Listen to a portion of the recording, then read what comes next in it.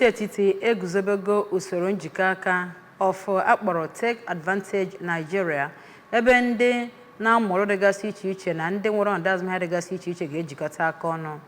Take Advantage ga-enye aka wee kwalite ndị chọrọ ịkwụrụ onwe ha ịmụta ihe site n'aka ndị bụ ọkachamara n'ihe a chọrọ ịmụ. Ndị mmadụ nwekwara ike inweta ọzụzụ ma kwadokwa onwe ha site na ya bụ akademi ebe ndị na-agba ha aka nwekwara ike ịkpọtụrụ ma site n'usoro platfọm ahụ wee ndị mụrụ ọrụ ahụ n'ọlụ.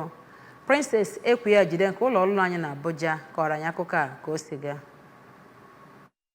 Bụ ama ejije na Abuja ka minista kenkepụta sayensị na nka na ụzụ Uchenna ji sịrị na ọ ga-ebute uto akụnụba obodo ma bụrụkwa ihe ga-ebute akụnụba nsonye na nganga maka ọgbọ dị n'ihu. O kwuru na ya bụ ebe ga-ewepụta ọtụtụ ihe mmepụta ndị mmadụ banye n'ọdịnihu nke bụ nka na ụzụ ga-ebute mgbanwe n'obodo Naijiria. Dịka o siri kwu, ọdịdị mgbanwe onyeisi ala Bola Ahmed Tinubu bụ nnọọ ezi nganga inyoga Naijiria ebe nka na ụzụ na-amụnye ọkụ n'uto obodo nye ndị mmadụ ike iweta ọdịmma mmadụ niile. Onyeisi ụlọ ọrụ Take Advantage Nigeria Maazị Amaogbede kwuburi na mbụ na ya bụ amụma bụ ịgba na-achọ iwere ọganihu kọmputa village wega ha na Naijiria niile gbaa gburugburu.